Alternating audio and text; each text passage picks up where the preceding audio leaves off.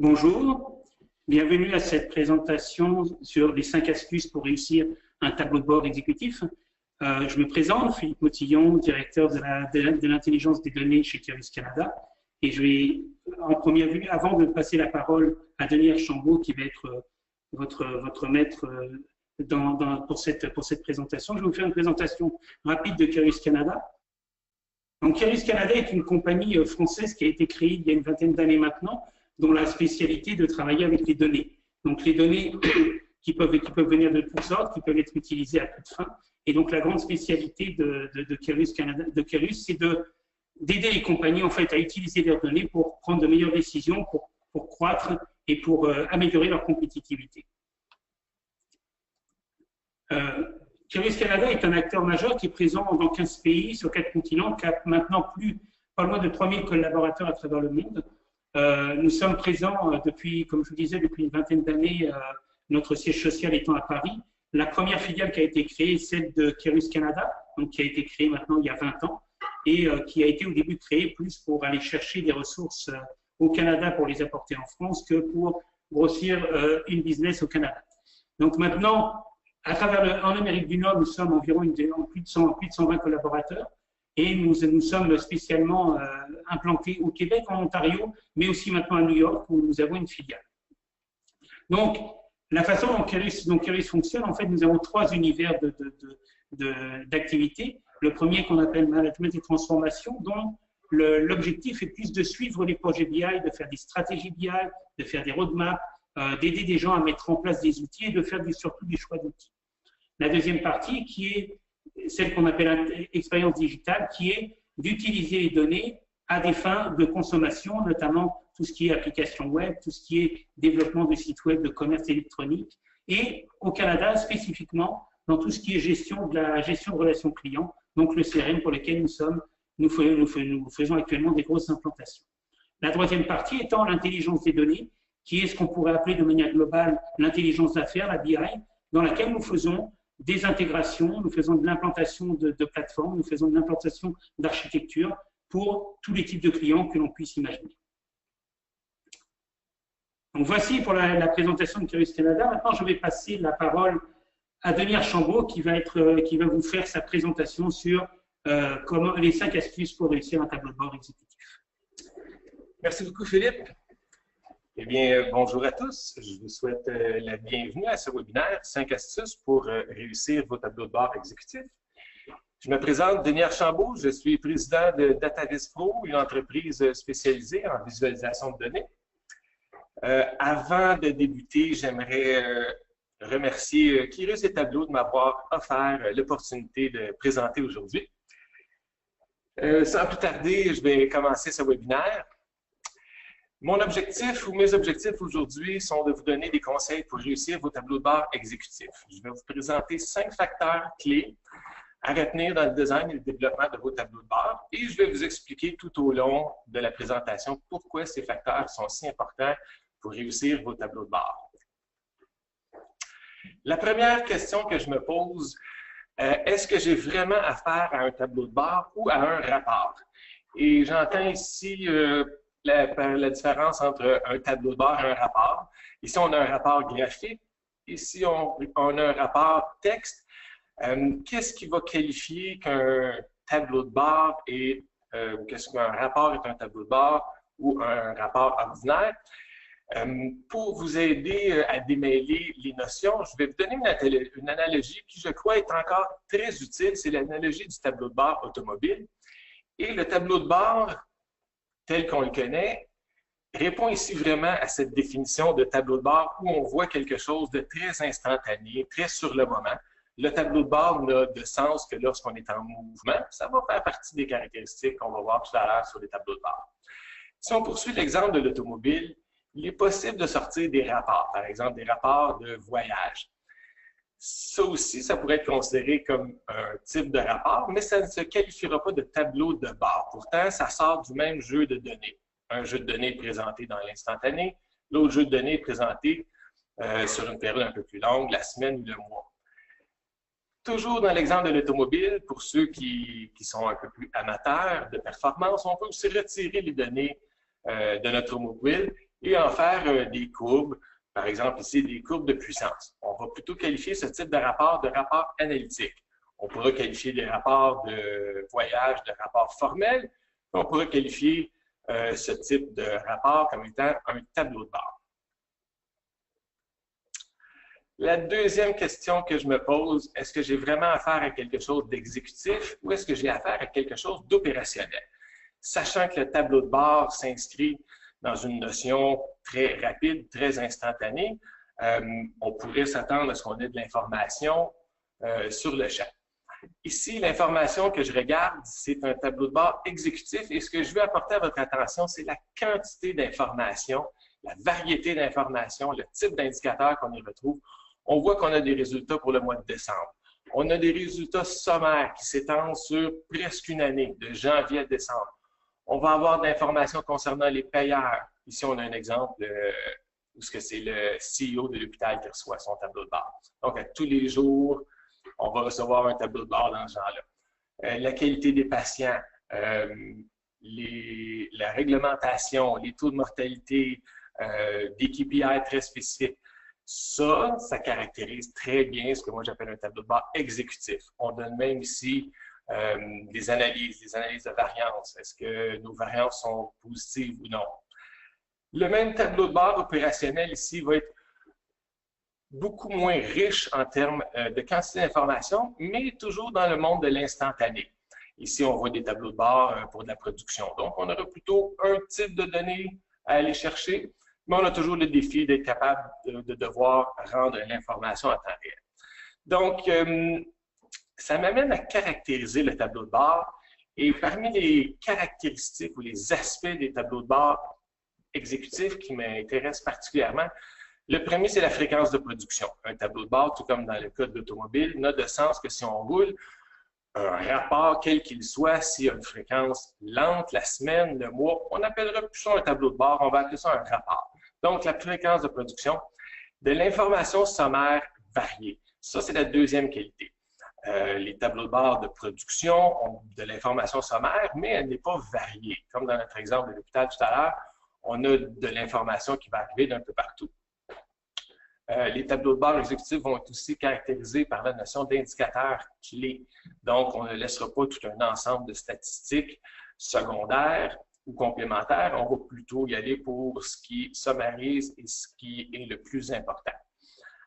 Des indicateurs d'alerte, comme on a vu tout à l'heure, on peut voir si les variances sont positives, négatives. Détail à la demande.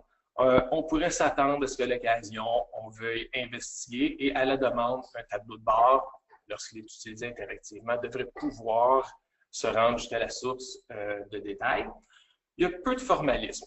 Les rapports dits formels comportent souvent des en-têtes, des pieds de page, de la pagination, des informations complémentaires, la date où il a été produit, qui l'a vu, qui l'a tiré. Les tableaux de bord, typiquement, particulièrement les tableaux de bord exécutifs présentés quotidiennement, ont peu de formalisme, comme le tableau de bord automobile. Il y a peu d'informations, sauf l'essentiel, et il n'est pas besoin de préciser le numéro de la page et tous ces autres détails qu'on retrouve dans des cadres beaucoup plus formels. Un dernier aspect qui caractérise, à mon avis, les tableaux de bord, c'est l'accessibilité de multiples façons. Donc, il faut prévoir que l'exécutif va vouloir regarder son tableau de bord à la maison, sur la route, au bureau, sur son téléphone, sur son laptop, potentiellement sur un ordinateur s'il en a un. Donc, ça va faire partie des aspects que je vais considérer. Je vais ici vous donner quelques défis que je vis régulièrement lorsque je design, lorsque je développe des tableaux de bord exécutifs. Et le premier défi, et non le moindre, et c'est pour ne pas dire que c'est un des plus rebutants, c'est le nombre de formats de médiums et de méthodes d'accès à prévoir. Comme je vous le disais il y a un instant, être capable de rejoindre un exécutif, et plus on monte, plus on va devoir composer avec des formats différents, des résolutions différentes. Et ça, c'est un défi qui est quand même assez important, donc il faudra prévoir. Le deuxième défi, c'est le volume de données intégrées. Tout à l'heure, je vous ai fait remarquer, le tableau de bord donne une information instantanée, puis on pourrait être tenté de croire que une information telle que celle d'hier pourrait être suffisante pour, pour réaliser un tableau de bord, un peu comme l'automobile. On vous donne la vitesse au moment où on roule. Mais le tableau de bord exécutif est un peu plus compliqué que ça. Souvent, il faut donner des périodes de référence. Donc, on va devoir comparer à de l'information annuelle, on va devoir donner des suivis, des comparaisons avec le mois dernier, avec l'année dernière, donner des informations à date, donc les données pour l'année, pour le quart. Il y aura beaucoup d'informations à intégrer, contrairement au tableau de bord opérationnel qui, lui, se soucie que du moment présent et ne donnera pas tout le contexte que souvent est exigé par le tableau de bord exécutif. Il y a aussi la variété de données. Donc, les tableaux de bord de production vont souvent se concentrer sur des unités de machines très bien ciblées, tandis que le tableau de bord exécutif, un peu à l'image du tableau du CEO de l'hôpital, va intégrer des données comptables, financières, opérationnelles, des données clients, des données production. Spécifiquement, dans le cas de l'hôpital, il y avait des données sur la mortalité, des données sur la satisfaction, sur le respect de la réglementation. Donc, non seulement on a beaucoup de données intégrées, mais les données vont venir de partout. Il faudra y voir lorsqu'on va faire le design des tableaux de bord. Il y a l'attente en matière d'interactivité. Donc, le tableau de bord exécutif, même s'il est peu interactif, ce n'est pas dans sa nature de vouloir intégrer toutes sortes d'habilités au niveau de l'interactivité, mais va quand même en comporter un minimum. L'interactivité qu'on pourrait s'attendre en matière de slice and dice, donc en matière de sélection de différentes dimensions, de périodes de temps. Donc, un minimum d'interactivité à prévoir. Et finalement, il y a aussi la qualité de la mise en page. Les standards sont très élevés, les gens naviguent sur le web continuellement et sont habitués de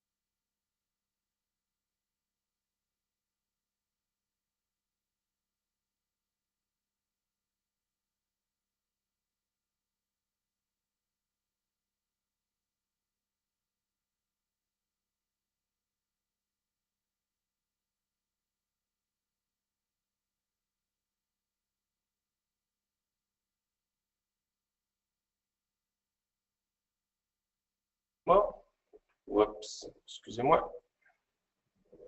Je l'ai échappé.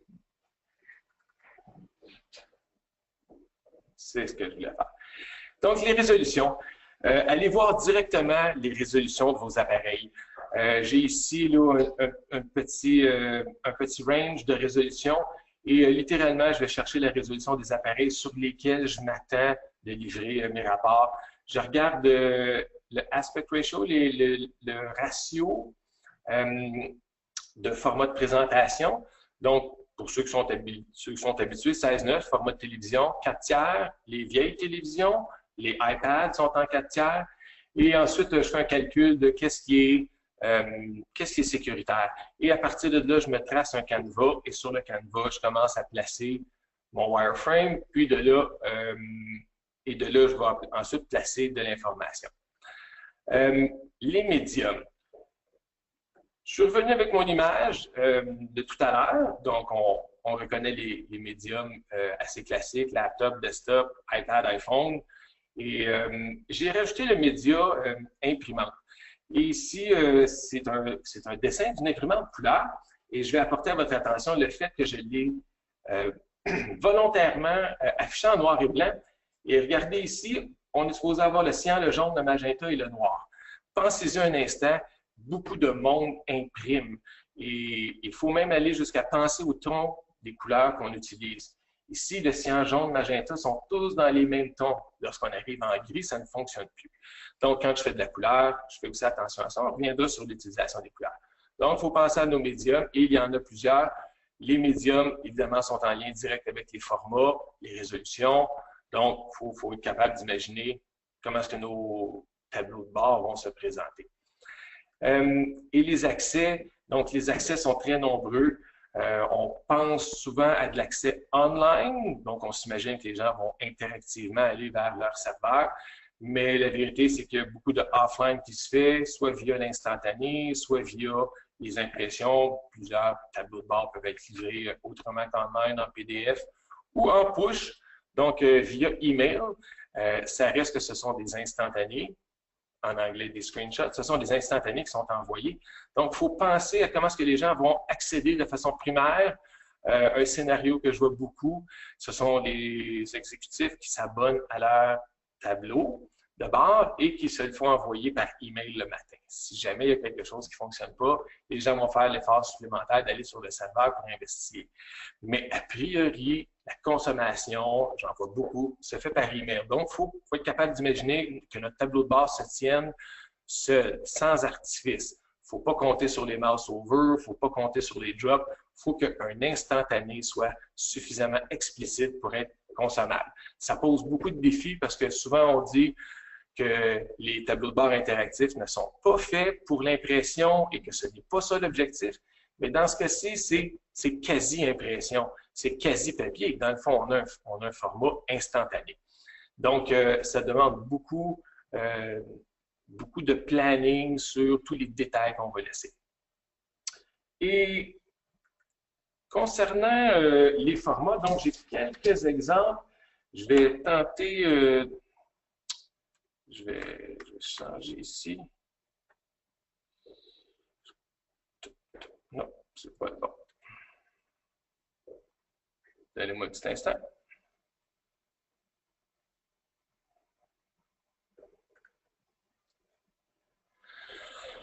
Donc ici, en matière de format, je pense à mon Canva de travail et on a tout un ensemble ici de choix de Canva.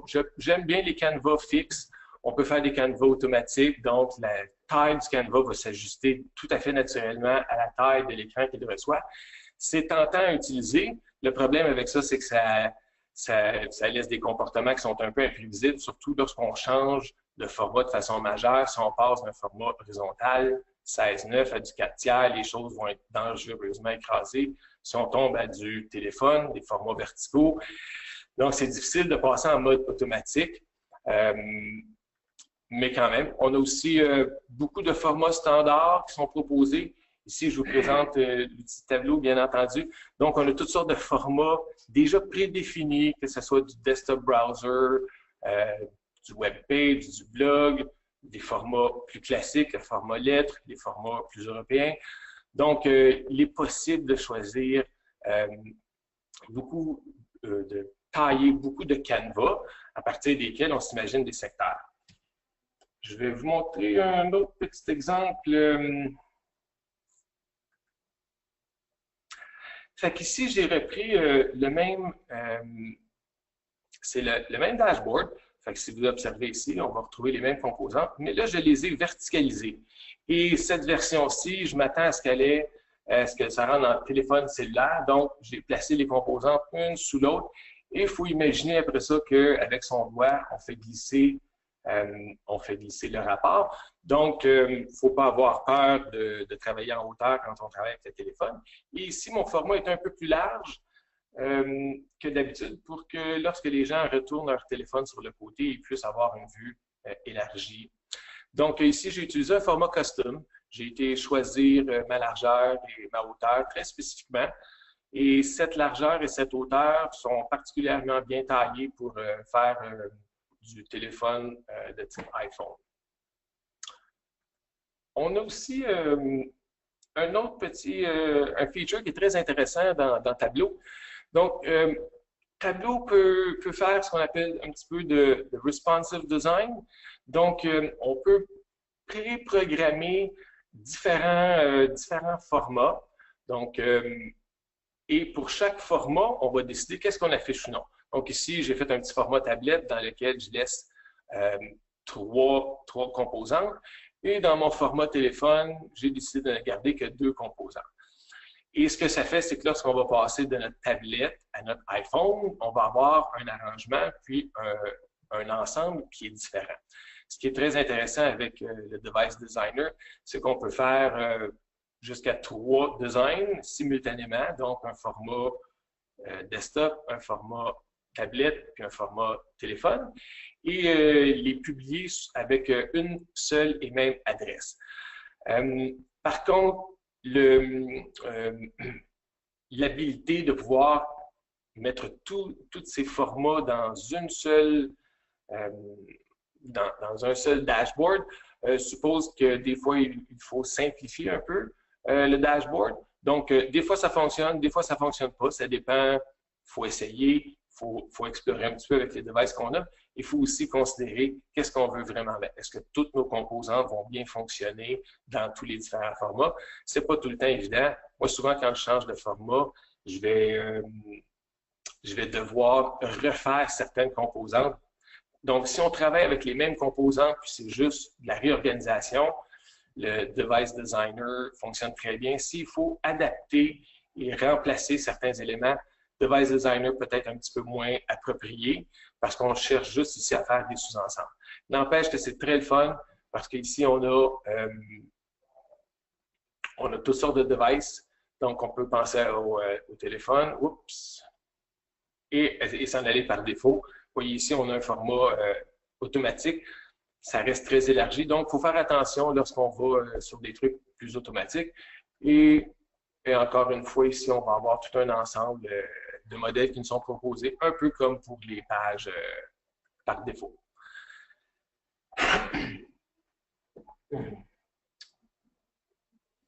Et finalement, je vais vous présenter aussi un autre format qu'on attend peut-être un peu moins, mais dont je vous ai parlé il y a un instant. On va en voir un. Donc ici, sans vouloir rentrer dans les données personnelles, donc ça, c'est un format 2 colonnes qui rentre par email. C'est fait pour être vu sur iPad. Ça ne rentre pas dans un téléphone, c'est un peu trop large. Et ici, le rapport est reçu via email d'abord et avant tout. Ensuite, s'il y a lieu, on peut cliquer sur le rapport et on va se rendre jusqu'au serveur. Ça, c'est un format de consommation que je vois énormément. Les gens ont cette habitude de lire leur email le matin, plus que l'habitude d'aller sur un serveur le matin. Donc, ça, c'est un format à considérer énormément et toutes les petites écritures font que ce rapport est lisible tel quel. C'est sûr qu'en mode interactif, il y a beaucoup plus à voir, les mouse over, les drill-through, il y a toutes ces petites choses-là, mais a priori, l'instantané est efficace.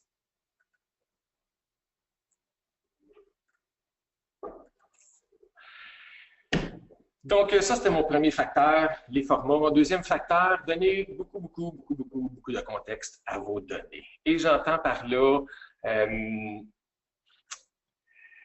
être capable de comparer. Ça, c'est un bel exemple.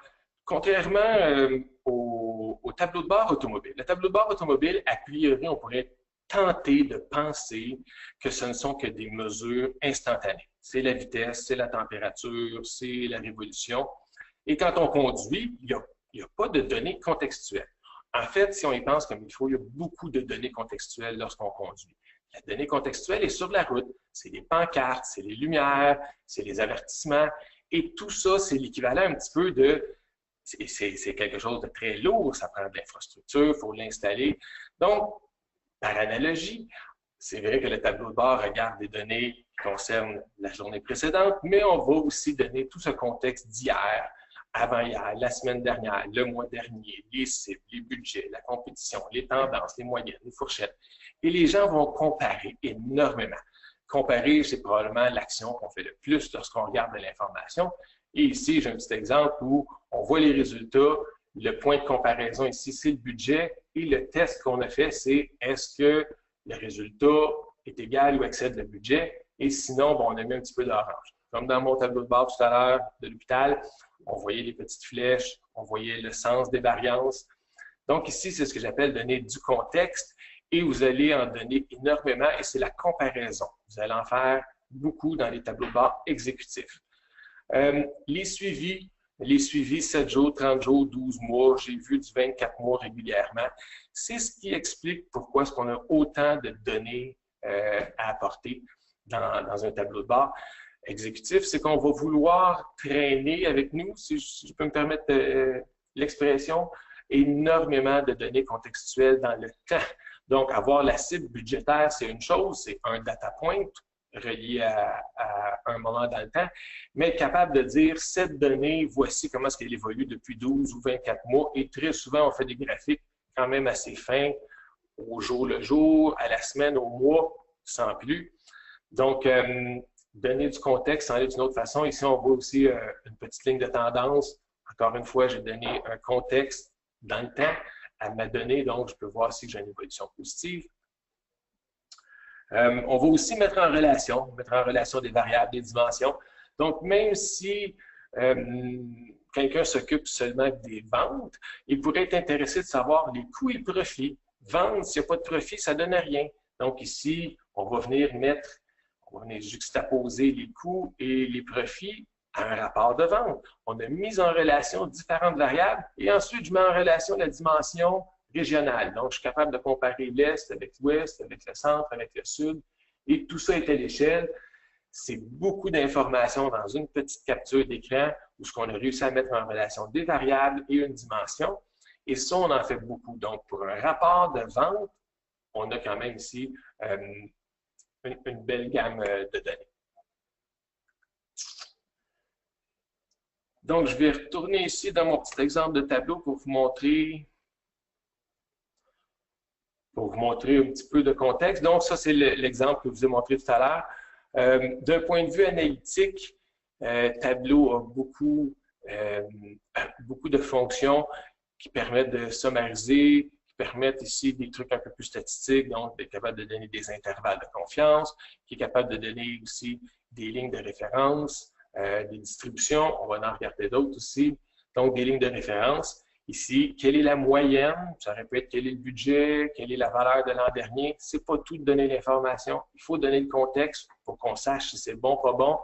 C'est pas tout de savoir à quelle vitesse qu'on va. Il faut savoir c'est quoi la limite de vitesse sur la route. Donc, ça prend les deux pour être capable de prendre et d'être bien informé. On peut aussi faire des petites distributions. Donc, quelqu'un pourrait savoir très rapidement que tous les points qui sont à l'extérieur de la bande jaune sont suspects. Et là, on peut voir ici notre évolution dans le temps. Il y a aussi un autre classique, un bullet chart. Donc ici, un petit peu à l'image de ce qu'on a vu tout à l'heure, on avait le résultat. Ici, on a le budget, le test qu'on a fait. Donc, on a la couleur qui apparaît. Et ici, derrière, le petit dégradé qui nous montre par rapport à l'an dernier, où est-ce qu'on en était. Donc, on a atteint, c'est-à-dire par rapport à nos budgets de cette année, où en sommes-nous? Donc ici, on a atteint 60% notre moyenne. Ici, on a atteint les 80% et les 100%. Donc, on est capable de voir et de comparer notre progression, par exemple. Donc, si on revient sur le dashboard qui est ici, on a un petit peu de contexte. Donc, j'ai les ventes de la veille à 835 $. Je sais qu'à la même période, donc hier, 835 $, je sais qu'à la même période la semaine dernière, same time last week, on avait des ventes de 2400 $ et à la même période, à la même date l'année dernière, donc on avait des ventes de 2774 $. Donc ça ici, c'est un contexte qu'on donne. Ensuite, on donne ici, merci. On a un contexte ici, 12 mois pour les ventes courantes et les ventes de l'année dernière. Donc, on peut voir ici qu'on a commencé à piquer du nez par rapport à 2016. On s'est bien maintenu jusqu'au mois de septembre et là, tout d'un coup, au mois de novembre, les choses vont un petit peu moins bien. Juste là, ici, j'ai à peu près 24 mois de données dans cette petite tuile-là. Donc, quand je vous parlais de volume tout à l'heure. Ici, un peu la même chose. On a 24 mois de données, mais on y va par segment. Quand on pense exécutif, souvent, on pense du plus sommaire, du plus abstrait jusqu'au plus détaillé, puis jusqu'à la liste des transactions, par exemple. Donc, ici, on a la donnée la plus sommaire possible, la plus agrégée possible, et ensuite, on commence à décliner. Ici, j'ai donné quelques points dans le temps. Ici, on regarde l'ensemble de la tendance, et là, on commence à diviser. On a divisé ici par segment de clients, donc les consumer, corporate, et on peut voir que corporate s'est maintenu, home office, c'est peut-être lui qui nous fait le plus mal. Consumer semble vouloir remonter. Donc, on voit ici la progression. Il faut imaginer notre exécutif en train de progresser dans sa réflexion. Ici, on va voir les ventes par produit. J'ai donné un autre élément de contexte, donc le profit. On peut comprendre qu'on a des bonnes ventes de table, mais qu'elles sont déficitaires. Nos meilleures ventes sont celles de téléphone et probablement très positif. Et ensuite, on donne des éléments tertiaires. Donc, ça, c'était primaire. Ici, on a du secondaire, on est déjà rendu dans le produit et on s'en va ici dans le détail. Toutes sortes d'indicateurs avancés. Je vois ça énormément chez les exécutifs, beaucoup de décomptes. Le nombre de commandes, le nombre de retours, le nombre de clients, le nombre de produits. On veut savoir combien on en a. Souvent, ce sont des indicateurs avancés de résultats. Donc, c'est sûr que si le nombre de commandes baisse, puis le nombre de clients se met à diminuer, puis le nombre de retours se met à augmenter, on sait qu'on a une mauvaise combinaison. Je vais changer pour un autre. Je vais vous montrer ici un autre petit dashboard. On voit ici, donc, pour tous les temps, donc 81, on a une période ici de une trentaine d'années. Heureusement que la donnée est assez agrégée. Qu'on va comparer ici avec une période un peu plus courte, on va regarder les tendances dans le temps. Donc ici, on a, je crois, 5 ans de données. Ça, c'est le contexte qu'on donne. Et ici, on a fait aussi un lien, on a mis en relation le nombre d'incidents avec le nombre de blessures. On peut voir sans faute que le nombre d'incidents, le nombre de blessures est directement lié au nombre d'incidents. Ça, c'est le genre d'information contextuelle qu'on a besoin.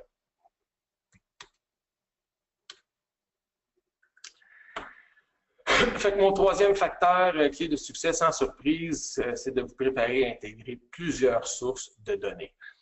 Je vous en ai parlé tout à l'heure des données opérationnelles, donc les opérations de marketing, de production, les ressources humaines sont assez typiques.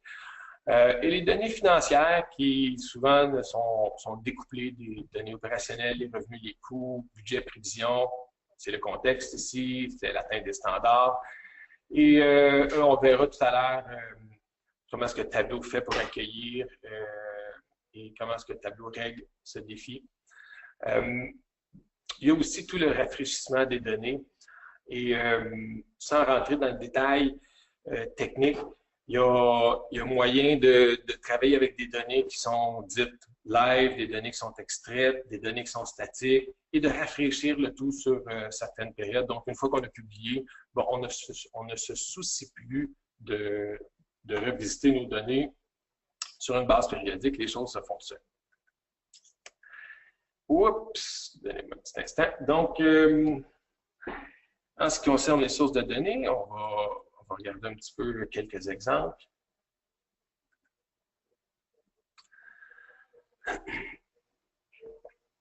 Donc ici, on voit que dans ce dashboard, donc c'est un workbook, je n'ai qu'un seul fichier. J'ai 1, 2, 3, 4, 5, 6, 7 sources de données, dont une source qui me provient directement de tableau serveur. J'ai ici des sources qui sont adressées en mode live et j'ai ici une source qui est extraite. Et si on regarde à l'arrière l'habilité de gérer plusieurs sources, oups.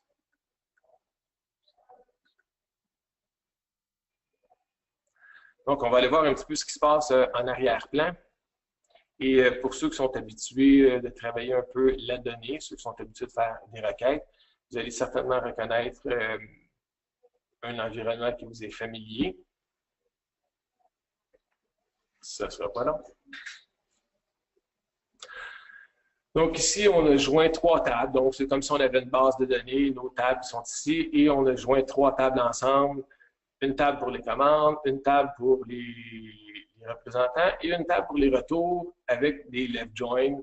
Donc, tout ça, ce sont des facilités de tableau qui nous permettent non seulement de faire l'acquisition de données, mais de construire des modèles de données. Et ici, on peut venir faire toutes sortes d'opérations directement sur la table. Donc, c'est très proche de ce qu'on pourrait appeler un ETL, avec quelques fonctions en moins que les ETL professionnels, mais tout de même très complet. Une des forces de Tableau, sans aucun doute, c'est cette habilité de capturer plusieurs types de sources différentes simultanément. Donc, dans le même workbook, on va pouvoir... ça sera pas long. Donc, dans le même workbook, on va pouvoir capturer des sources de type base de données, des sources de type Excel.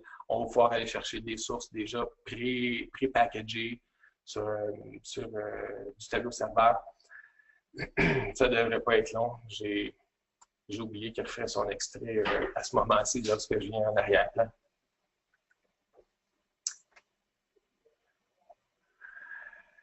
Et je voudrais vous montrer aussi, donc, on peut connecter un ensemble de fichiers. Et pour ceux qui sont un peu plus modernes, les fichiers de type, par exemple, JSON, on peut accéder du PDF, on peut accéder du serveur. Et du serveur, il n'en manque pas.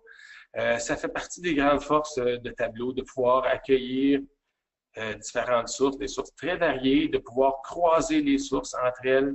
On peut même créer ses propres sources de données pour avoir une seule source de vérité. Donc c'est un défi qui est à relever. Ce que j'aime bien aussi de Tableau en terminant, c'est qu'il n'y a pas de modèle de données à créer obligatoirement. Donc, on peut accueillir des tables seules et Tableau va s'arranger avec les relations entre les dimensions, les mesures, va s'arranger avec le calendrier perpétuel. On n'a pas besoin de les déclarer a priori. Mon quatrième facteur, c'est d'assurer l'interactivité et de la profondeur. Donc, comme je vous disais tout à l'heure, l'interactivité, c'est médium, mais on attend quand même un certain nombre, une certaine quantité d'interactivité. L'interactivité n'existe que dans le mode online, donc c'est peut-être moins important, surtout si on prévoit livrer via email. Ces choses-là ne se peuvent pas. Mais mettons qu'on revient sur notre serveur. Par exemple, l'habilité de faire des filtres, des mises en évidence, l'habilité de paramétrer certaines variables. Donc ici, on voit une petite action de filtre. Donc ici, le fait de cliquer sur West a filtré tout le tree map qui était dessous sur West. L'autre qu'il faut aussi penser, ce sont des actions directement dans le dashboard. Donc une action de filtre qui ressemble légèrement au filtre, des actions de mise en évidence et des actions de URL qui sont très intéressantes. Donc on peut attacher des pages à des éléments de workbook. Donc ici, le fait de cliquer sur West a fait apparaître, j'ai choisi Wikipédia, a fait apparaître la page West dans Wikipédia. Mais imaginez, vous avez des listes de produits. Le fait de toucher à un produit peut faire afficher la photo du produit, la fiche descriptive, etc. Finalement, un autre jeu d'interactivité, donc tout ce qui est tooltip. Donc, quand on fait un petit mouse over, de voir la petite boîte apparaître, les annotations, être capable de dire, capable d'écrire directement dans la vue ce qu'on pense, les habilités de faire les drill down. donc avoir le détail à la demande. On va regarder quelques exemples avec Tableau.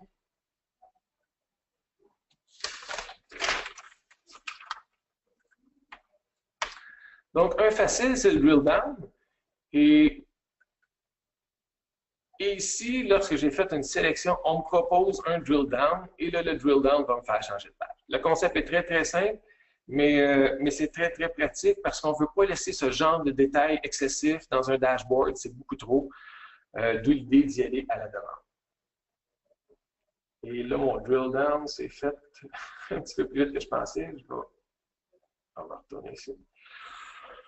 Donc, mon exemple de tout à l'heure, le URL, donc ici, on peut voir au fur et à mesure qu'on sélectionne une région. Bon, on voit ici la page descriptive changer. Donc, ça, c'est branché directement sur le web. La même chose pourrait être faite avec une base de données produits, clients, et peu importe ce qu'on a à présenter.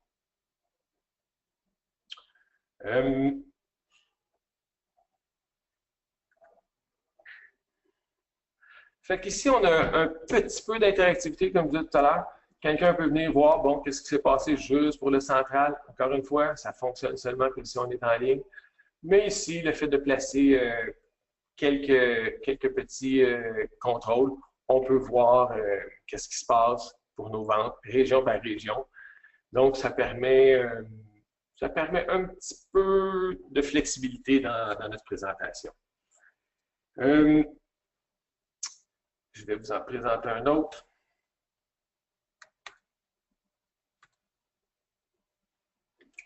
Donc, ici aussi, il y avait un petit peu d'interactivité avec les sliders. Donc, on pouvait changer la période d'analyse, regarder une période un peu plus grande ou la période de comparaison était toujours la même, mais la période d'analyse ici, avec le petit slider, c'est le genre de truc qui est assez finger-friendly quand c'est publié pour du téléphone. Donc, Tableau prévoit bien la conversion de ces contrôles pour des environnements parce qu'il y a une application spécifiquement dédiée dans les téléphones, les tablettes. Bien, ce genre de contrôle est converti pour être finger-friendly. Je vais revenir dans mon autre exemple.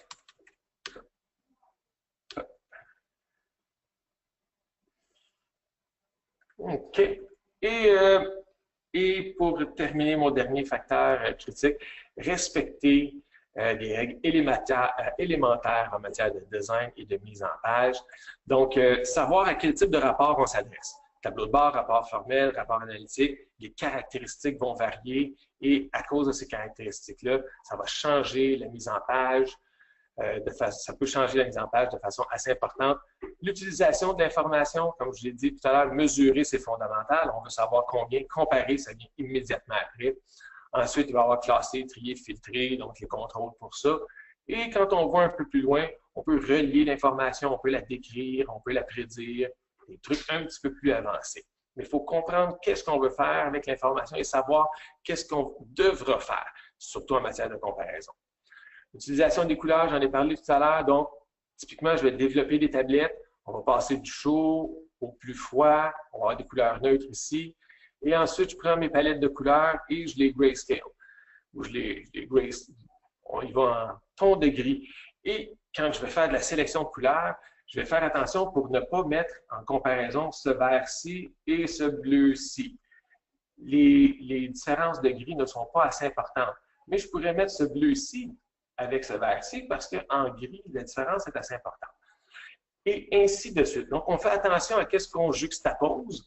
Puis on fait attention aussi aux messages qu'on lance. Donc, les couleurs froides ont tendance à être un petit peu plus éloignées. Les couleurs chaudes ont tendance à être un peu plus proches. Le orange, le jaune, le rouge peuvent signaler le danger, particulièrement le rouge.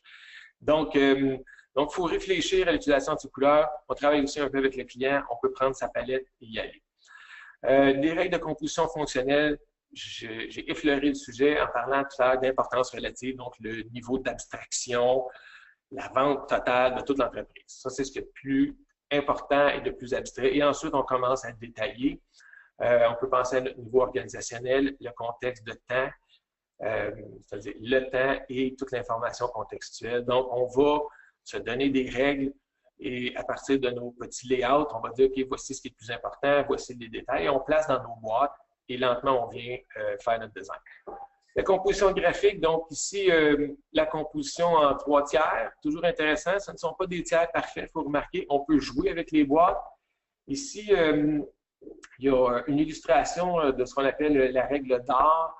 Donc, c'est un rapport de proportion fixe qui est très connu dans le monde graphique et qui donne de très beaux résultats. Donc, ici, on verrait le nombre d'or à peu près là, tel qu'on peut l'imaginer ici. Donc, dépendamment de où on veut faire sa découpe. Mais je ne ferai jamais une découpe en 4 parfait. Je vais toujours faire une découpe un peu décalée à droite, à gauche, en haut, en bas. Plus plaisant pour l'œil et ça envoie aussi un signal. Voici l'importance relative que j'accorde à l'information que je place dans cette boîte. La densification de l'information, donc cette habilité de venir placer beaucoup d'informations primaires, contextuelles, temporelles, ici encore une fois. Donc, être capable, on veut éviter de multiplier le nombre de pages pour rien. Et on veut aussi respecter des principes de visualisation. Donc, le rapport graphique, ceci est différent du text table. Text table, bon, les gens sont peut-être plus habitués à lire ligne-colonne, mais d'un point de vue visuel, il y a beaucoup d'études qui ont été faites sur le sujet. Donc, il faut savoir comment est-ce que l'œil voyage, qu'est-ce que l'œil va remarquer. Donc, le fait d'avoir une forme différente parmi d'autres, un carré parmi des lignes, le rouge parmi du noir, le gris pâle parmi du foncé, la proximité, toutes sortes de belles petites règles qu'il faut bien comprendre pour pouvoir faire des designs intelligents. Je vais vous donner quelques petits exemples. Fait qu'ici, on voit les titres, on voit les tooltips, on peut voir l'habilité de venir faire des titres formels, de venir faire ici des petites zones d'explication. Et tout ça doit être populé quand on pense à aller vers le format statique. C'est ça qui va être lu, ça ne sera pas nécessairement en mouse over.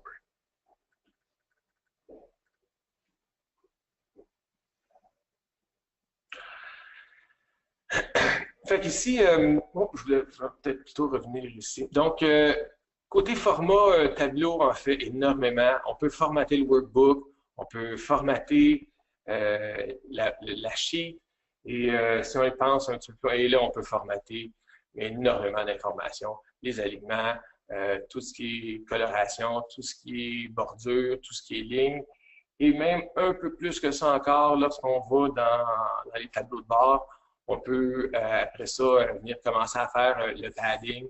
Donc, il y a beaucoup d'éléments qui nous permettent la mise en page. Ici, vous remarquerez que je laisse des petits espaces blancs. Donc, ça permet à l'œil de bien saisir quelles sont les zones de travail. Donc, dans ce cas-ci, j'ai 4 cadrans. J'ai un cadran ici. Et je suis venu placer de l'information dans mon premier cadran, mon deuxième cadran, le troisième cadran et le quatrième cadran. J'ai mis plus que 4 éléments d'information, mais les éléments sont regroupés de telle sorte qu'il n'y a pas d'équivoque. Les 4 qui sont ici sont suffisamment groupés et distincts de celui qui est ici. Donc là, il va savoir que j'ai une unité et j'ai une autre unité ici. Et c'est pas mal ça pour pour toutes mes options de graphique et de mise en page. Fait qu'en guise de conclusion, parce que je viens de terminer ma présentation, j'espère que ça vous a plu, puis que ça vous sera utile dans le développement de vos tableaux de bord exécutifs. Pour ceux qui voudraient réécouter le webinaire, je vais vous inviter à prendre contact avec Elodie Pelluet à l'adresse que vous avez à l'écran et elle pourra vous diriger vers la session enregistrée. Je vous ai mentionné à un certain moment donné que j'avais consigné plusieurs de mes règles de design de tableau de bord. C'était mon 5e facteur critique de succès. Si jamais vous voulez obtenir une copie de cette présentation, dans ce cas-ci, je vous inviterai à prendre contact avec Guillaume Poitras à l'adresse que vous avez à l'écran.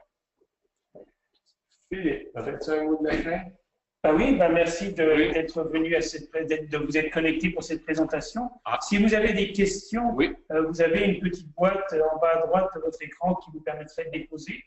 Nous allons vous donner, on va prendre environ 5 minutes en attendant s'il y a des questions. Et après, nous ferons la conclusion de ce webinaire. Donc, avant même de faire la conclusion, je voulais vous remercier de vous être connecté. Keros Canada a été très content d'avoir Denis Archambault pour présenter ce webinaire. Et d'autres webinaires reviendront dans les prochaines semaines et les prochains mois pour vous donner plus d'informations sur la visualisation de données, la manière de monter et vos tableaux de bord et vos visuels. Merci beaucoup, Philippe. Merci beaucoup à tous ceux et celles qui ont assisté à cette présentation. Et si vous avez des questions, je vais rester en ligne pour encore 5 minutes et nous répondrons à vos questions. Merci beaucoup.